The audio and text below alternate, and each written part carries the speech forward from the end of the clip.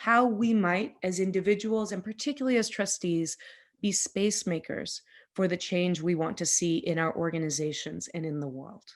And I really believe that being a space maker is one of the most important roles a trustee can play right now in a time of stress and crisis. In a time of stress, it can be easy to close down space, to say, let's not spend that money. Let's be very cautious. Let's stick with the people who've always been with us. But I think that the organizations that are going to succeed are those where board members are making space. And so if you want to support reinvention in your organization, it's probably not about you coming up with the idea, you being the risk taker. I think that the most important thing we can do, particularly as trustees, is to make space. Not just to hire risk takers, not just to anoint people and say, okay, now it's on your own, but to actually support them in making the creative work and taking those risks that will take your organization forward.